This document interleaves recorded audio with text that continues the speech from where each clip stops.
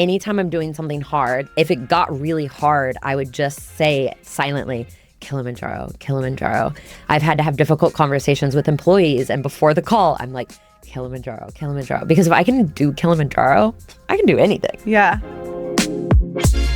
Welcome to Life Changing Money, a podcast all about one of the most taboo topics in the world, money.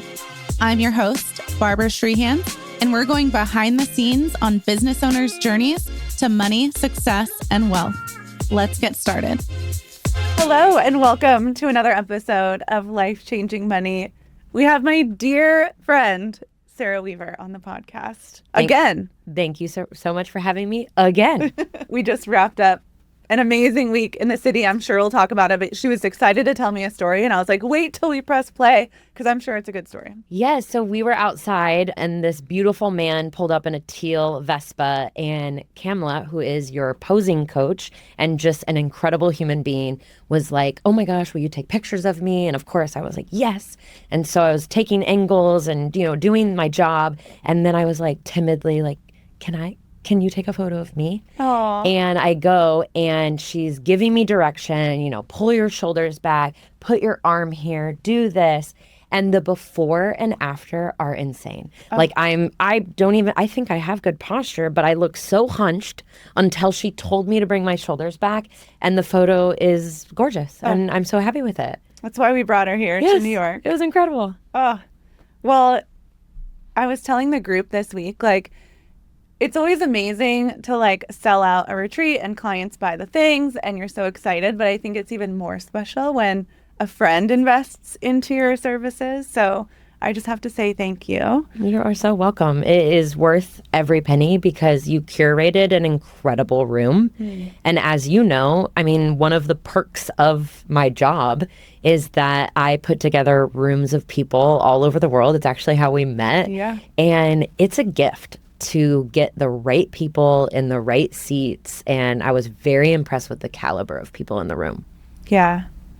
I think it's just my standard, And so it just works. It does.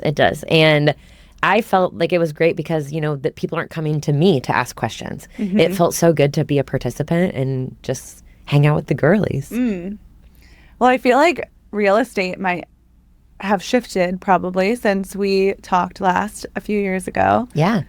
How are you investing? What's different? Let's have all the updates. Absolutely. So I have my first property on the market to sell. I've never sold anything before. For those listening, I own 20 units in Kansas City, Des Moines, and Omaha, which I think is funny because I'm a world traveler. And so as a world traveler, I never thought, wow, I hope I can own Airbnbs in Omaha. Right. Last night at dinner, the girls were saying, oh, you could come to my 5-bedroom, Airbnb here or this. And they're like, what about you, Sarah? And I was like, no, thank you. Mine are 1-bedrooms in Omaha, Nebraska. I don't think it's what we're looking for a reunion or a hangout spot. But for me, they've been the best things I could have bought. My 4-plex in Omaha specifically, it's cash flowing $5,000 a month consistently. This last week was the College World Series, and I was 99% occupied with all 8 units. And I may have gone without a phone for 24 hours. And for any business owners listening, to not have a phone or access to, your team and anything is terrifying. And I was dreading that, you get off a long flight, you turn your phone off airplane mode and you're just like, ding, ding, ding, ding, ding. And it's, I need this fire, put out this fire. I turned on my phone after what would have been the busiest day of the year for my Omaha Airbnbs because all of the checkouts, it was the end of the College World Series, not one fire to put out. And so I don't know exactly where I was the last time we interviewed, but I think the biggest difference for me is that my team handles stuff and they handle it really well. Why did you lose your phone, Sarah? I had a great after party after the after party after the after party. And I dropped my phone at a karaoke bar with your clients, my new friends. I was going to say, you mean your friends. And the phone didn't survive, but I did. And that's what matters. That is all that matters. And you know what? Actually, I think it's a good moment of gratitude because I go to the Apple store and you wait a pretty long time, especially going, in the Apple Soho store. It's really busy. And my options were to pay $375 for a new phone screen because of course I don't have Apple Care or something, and wait 12 hours without a phone, or spend $1,400 to walk out the door with a phone. And I remember a day that feels recent where $1,400, I would have always had it because I was always good at saving, but it would have hurt. You didn't want to spend that. In some situations, I probably couldn't have, right? Like, that's not what the money was. I would have always said, like, that's not what the money's for. Yeah. And not that I wanted to spend $1,400 on a new phone, but to tie it back to manifesting, be careful what you say, because last week I was at an event and a woman had an orange iPhone. You said you wanted a new phone. And I said, oh, I want the orange iPhone. Oh, yep. Now, guess what? I bought a new orange iPhone. Yeah. When you like learn about manifesting, there are moments where you're like, damn, I shouldn't have said that. I did this last night. I was with Jenna and I was like, damn it. And she's like, what? And I was like, well, someone asked me yesterday how many council people we think would sign up. And I said 15. And I was like, damn it, I should have said 23 because we're at 15. But now I'm like, I like to say 15 or more. Yeah. Like I would like, dang it. and I recently learned. I'm going to say that. I recently learned too. So like I would like $1 million or more at no harm to others or myself. Okay. Because I don't want the $1 million like by getting hit by a yellow cab or like a liability or injured me or anyone else. And so, it's getting kind of wordy, all these manifestings, but we got to be honest, the manifesting works. It's actually crazy. So I'm going to throw a question at you. Tell me something that you've manifested in the last 3 years that you are happy to share. Oh my gosh, so many things. It's like your phone moment of like, yeah, I think I want a new house. And then I'm like, oh, dang it. Now I have to like put a house on the market. Someone offered us all cash offer. Like we made $1 bajillion from it. And then I'm like, now I have to go find a new house. So like, be careful what you wish for sure. Absolutely. What are you wishing for next? Oh, well, we have the new house and it's a new build, but it needs to be bougie barbified and we're putting 2 more dwellings on it. So Wow. I just want to be like done with construction. Yeah. It hasn't even started Well, yet, you were in construction when I was staying in your ADU. 2 years ago. Literally we were done with construction and someone came in with an all cash offer. Incredible. And I was just like, okay, fine. So I'll be in construction for at least another year. But something that I loved seeing in the group chat, one, you're so intentional with your words and your stories, but just like your gratitude and always saying thank you to everyone. Like Sarah posted a video in our group chat from the Be Seen retreat. And it's like, for those of you that don't know what day or time or timeline we're on right now, last night the retreat ended. And so this morning is kind of like the day after the retreat. And so she like woke up and put a video in the chat. But like, what makes you think of all these such nice gestures? She's like handing me notes throughout the retreat, just like keeping me going and making my heart happy and sliding notes to like the speakers. And yeah, tell us more about that. Man, it almost makes me cry because I think of my grandma Betty. And so my mom's parents divorced in a town and a time where divorce was pretty unheard of. And the greatest blessing that came from it was my grandpa married this woman, Betty, who I've always known as Grandma Betty. And so it's my mother's stepmom. And unfortunately, we lost her 2 years ago to ovarian cancer. And as we were cleaning out her house, she had a dresser just full of not just hundreds, it felt like thousands of stationery and cards. And I laughed because she was so good at writing cards. Like I would get something for like obscure holidays and there was rarely money inside. And so I knew to open it expecting that it was going to be a thoughtful note. And what an incredible blessing that I kept all of them. I have been an avid journaler since I was 12 years old. I have a bookshelf of just hundreds of journals. And inside of them are all these cards that she sent me. And so it definitely was a learned habit, but from her. And then I remember specifically, I was at like a personal development leadership council thing in my freshman year in college. And they said, they were like, for every internship, every interview, every opportunity you can, write a handwritten thank you. And then probably a year or two later, someone I admired that was a guest speaker at my school of journalism said that her career advancements, she could look back and trace them to her habit of writing 5 handwritten notes every week. Wow. And so I think it's a combination of all of those things. And then it's a muscle that I've trained. So one of the tips that I shared with your group was I actually have it on my calendar to compliment someone on my team. Because sometimes when you're a business owner, it's not so easy to remember all of the amazing things that your administrative team does, because sometimes you just remember the things they do wrong. Yes. And that habit, I've been doing that for 7 years. And so similar to the car theory, if you're, thinking that you're going to buy a white Jeep, all you see now are white Jeeps. So it's the same thing with this. If you know you're going to need to compliment someone coming up, all you see are moments to compliment people.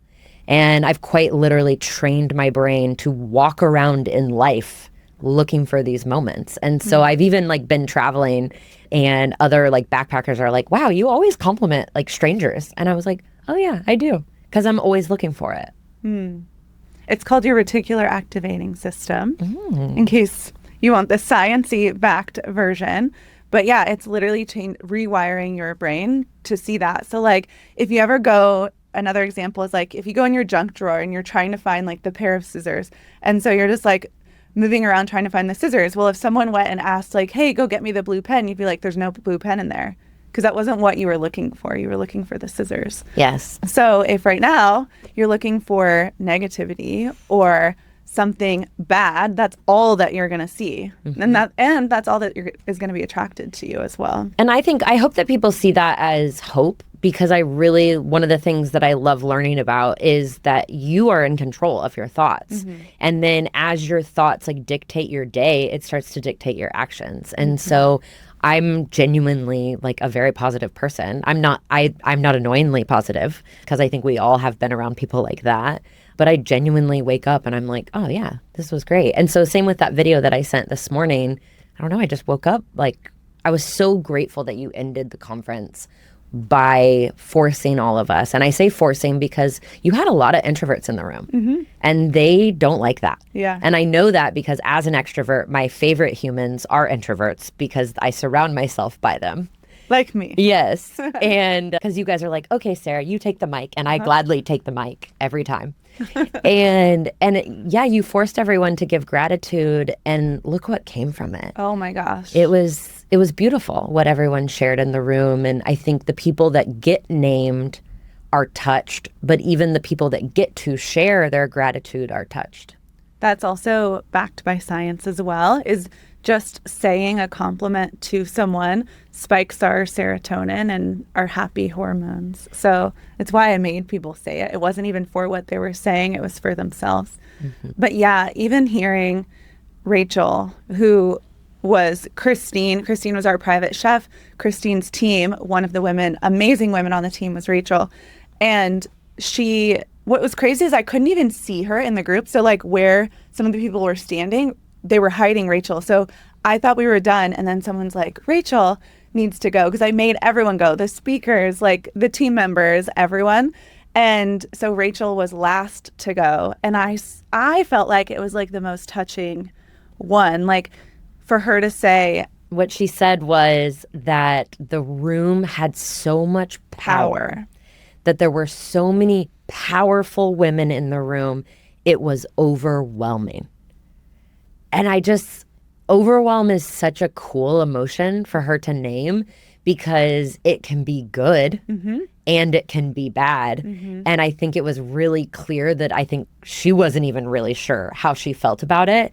And then she shared, I think, the most impactful thing, especially for someone, I'm unmarried with no kids. And Rachel shared that she was as well. And she said, to be in this room and to see what's possible, that I can have a great career and I can be a great mom, and to have you in the room show me that that's possible. And have a great marriage. Yeah, it was the marriage, the kids, and the life. And that she said, no one made her feel like the help. Oh, yeah. And I'm just like, if she's ever felt that way, Of course she it's has. terrible. But also just a testament that like you have to be kind to every person that you come into contact with. Like I have the best story. Probably you have even more stories, but like the best stories are from like Uber drivers or the valet guy or the bellman. Like I just love people like that. Like, Yeah. Well, and I think because you and I didn't start out, no. attending and being guests at these amazing hotels, I was, that I still am a child of a cleaning lady. My mom still to this day cleans houses. I was a child of a cleaning lady. I did not know that. Best Western, Morro Bay, California. Wow. Yeah, my parents cleaned banks after close. And then my mom cleans people's houses. She started in new construction because my dad was a home builder, worked for a home builder, I should say. But then in 2008, when the, housing crisis happened, she had to start cleaning for residential people. And I remember just being like, please just don't clean for any of my classmates. Like, please. Like, that would be so embarrassing in high school. And now I look at my mom and I'm like, she worked 7 to 1. She made her own hours. She's an entrepreneur. She got to a place where she was so in demand that she could get rid of clients she didn't like. One of her favorite, I should say my favorite clients, if I ever had to help her, was they were so clean that when we would go, you would still see the vacuum lines from 2 weeks before. Wow. And I was like, okay, those are the kind of houses I want to clean. But that was how I started. And so I think that paired with my personality, I love everyone you come into contact with. And being a world traveler, oh man, do I have great stories of like, I've gone to dinner with my Uber driver. He'll be like, oh, you're visiting. You should come over. My wife and kids will love to meet you and practice English. And these are stories I never tell my mom because this is also and that so would never dangerous. happen in America, to be clear. Like this is definitely a foreign country story. Yeah. And so many amazing things have happened by just choosing to be kind. Yeah. It's funny actually, you say that. I was at the Apple store and the 2 people next to me were being so nasty to the workers. And when the woman came over, I just looked at her and I was like, I'm so sorry that they treated you that way. And she goes, it's okay. And I looked at her and I said, it's really not. And she took a deep breath and she goes, wow, like you're right. And then we had great banter. Because it's not right. I mean, it's not their fault that person's phone doesn't work. Yeah. Well, so many people get into the rooms because they think they need like the strategy. They think they need like the one thing. And what I love most about getting in rooms is like the connections that you're making, the people you're meeting. And you told me something yesterday that came out of being in the room, which is a really amazing opportunity. If you want to share about Steph. Yeah, absolutely. So one of the speakers, well, first, she mentioned that she was from Dodge City, Kansas. And while I was born in California, I was raised in Overland Park, Kansas. And I went to the University of Kansas kind of kicking and screaming because I wanted to get the heck out of Kansas. It sounds like Steph did as well. But we not only both went to KU, we were there at the same time. And so she pulled me aside after she got off the stage and, we were just saying, oh, do you know so-and-so? Do you know so-and-so? And we joked about, I was like, oh yeah, you look so familiar. I think I saw you in the boom boom room. Because I think every college campus has a boom boom room. I don't know that mine did. Oh, you're missing. Or I was very naive. You're missing out. And she graciously asked me to speak at her upcoming event. Oh. And those are the rooms that I want to be in. Because as you know, I help high income earners invest in real estate because we love saving money on taxes. Yeah. And I just really believe that you can have cash flow, you can build wealth in places that you don't live. And so the room that she's putting together in August is exactly the type of person that I want to teach real estate investing to, because if a girl from Kansas can do it, like anyone can do this. Oh. And I'm so passionate about what I'm teaching. And so to be able to get access to the type of people that Steph has access to is an incredible blessing. Her rooms are insane. Yeah. I spoke on one of her stages 3 years ago. Okay. And we're still getting clients from that room. I actually just had a deep dive call with her name's Chelsea. She was in the room 3 years ago, but we got so many amazing clients from it. So you will love them. Amazing. Yeah. And some of my favorite clients, it's so funny you say that. I was talking about a client yesterday. Yeah, he was from a room that I spoke at 2 years ago, and he's now in the program, and he's one of my favorite clients, and he's gotten the best results. He went from owning 0 rentals to having 7 units in 6 months and 11 units in 14 months. Not to mention $5,000 of pure cash flow a month. And that's not including the tax savings either, or the appreciation every year, or someone else paying your mortgage down. So now you have more equity. It's so cool. Yeah, I love what I do. I feel, and I can tell you love what you do. And so it's been really fun to see you grow over the last few years.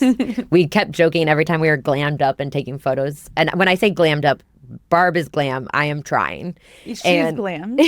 And when we took photos next to each other, we were like, man, we can't wait to go back and look at photos from us summiting Kilimanjaro. I need like a 5-minute break after these pods because I've been wanting for the last 5 days to do that stitch picture of like us on Mount Kilimanjaro and then us on the rooftop with the Manhattan freaking skyline. So yeah.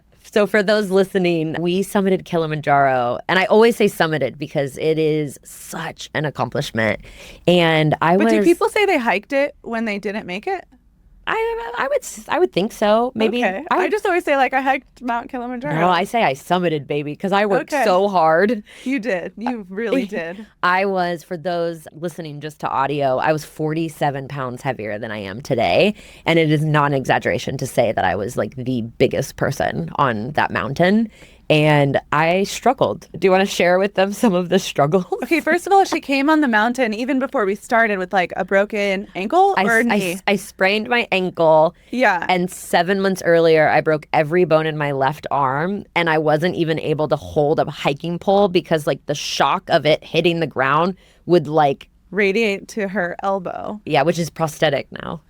And then on the mountain, she somehow like tweaked a knee or something. I remember massaging your knee on one of the stops. I was like, you need to sit down and I'm going to massage it. Meanwhile, the guides are coming up to me and they were like, we're not going to let you go to the next stop if you don't eat more. And I was like, that is the last fucking thing I want to do right now. Like, I don't know if anyone's had elevation sickness, but it makes you, the higher you go, the less you want to eat. And so the guides make sure that you eat a lot on the first few days so that you have like reserves. And I just like didn't want to eat. And they literally, and they're checking your pulse, they're checking your like oxygen levels and like all the things. But yeah, they were just like, you need to shove it down your face and we're going to watch you. And I'm like, I don't want to. I'm busy fixing Sarah's knee right now. And then like a couple days later, she starts coughing up blood. Okay, but we're still going up the mountain. I didn't tell anyone at the time. One night I was actually mad at her because she kept me up all night because she was coughing, because we're intense. You can hear everything. I can hear a ruffle of a, what did we sleep in? Sleeping bag. Yeah, I was like, what? Is that word? Like I could hear a ruffle of a sleeping bag, let alone someone hacking up blood. I was hacking. It was so, man, I never thought I'd say this on a podcast. I was coughing so hard that like every time I cough, I would like pee a little. And no showers for 9 days. I was miserable. It was, by the way, it's also by day 4, you're above the clouds. It's an 8-day hike. So it's 6 days up and 2 days down. And day 4, you're above the clouds, which is beautiful. I always tell this story and I forget to mention like how amazing this hike is. And it's just so stunning. I've never felt like I was like on the roof of, the world, and it was incredible. And on day 4, you're so high up that it starts to be below freezing at night. Yeah. And so you're so cold. Of course, now I'm like wet and coughing blood. And then day 5 comes and I start vomiting and I almost like can't stop. And like, I'll never forget our like head chef. He like came out and he just like patted my back while I was vomiting. And he goes, there. And I was like, okay. And he was like, get it out and then we will feed you more. I was like, ugh. Yeah. I mean, the chefs were insane. They even had gluten-free stuff for me the whole way. Mm-hmm. And they like made a birthday cake for me as well on the mountain. It was actually crazy. But then we summited And you found out you had like the flu or something. Yeah, so I summited, I made it to the top, and day 7, you're starting to descend. So you hike, you start at 11 p.m. I started an hour earlier because I was very slow and unwell. So I started at 10 p.m. and you hike through the night so that you catch sunrise. Negative And 32 degrees. it was so cold. Like you can't feel your nose, you can't feel your fingers. And yeah, and then on the way down, I just started to decline. And so I did end up going to the hospital and my lungs were filled with fluid. I did not just have altitude sickness, I had influenza. So I summited Kilimanjaro, really, I say 50 pounds overweight, but I'm still overweight. So I was like 100 pounds overweight with the flu and a sprained ankle. It just goes to show it's like literally mindset. Oh, Everything is mindset. Your business, your life, summiting Mount Kilimanjaro. Like professional athletes have not summited Mount Kilimanjaro. And I don't know, it's just mindset. And so now it's so fun because I had that experience. And I will say that that is what triggered the weight loss. Because I was like, okay, if I can hike Kilimanjaro, I can probably like lose 20 pounds. Like, Sarah, you should at least try. And so I did. And then anytime I'm doing something hard, last year I started going to the gym, which I think was more uncomfortable mentally than physically. And you know, you're lifting weights, and anytime I would up to the next 2 pounds, the next 2 pounds after that, and you know, you're lifting dumbbells, if it got really hard, I would just say silently, Kilimanjaro, Kilimanjaro. I've had to have difficult conversations with employees, and before the call, I'm like, Kilimanjaro, Kilimanjaro. Because if I can do Kilimanjaro, I can do anything. Yeah. Okay, we need to have an entire podcast about Kilimanjaro. Yeah. So we'll schedule that another time because we have so many stories about stories. that trip and the safari as well. But in the meantime, people should probably invest in real estate. Yes. So where can they find you? Yeah, sarahdweaver.com is where you'll find everything. If you prefer Instagram, send me a DM. Let me know that you heard me on this podcast and you probably think I'm insane, but I'm also insanely good at what I do. And so I would love to help you invest in real estate. So you can message me at sarahdweaver on Instagram as well. Thank you for being here. Thanks for having me. Thank you for listening to this episode of Life Changing Money. Don't forget to subscribe, and I would love if you left a review and shared it with your friends. See you next time.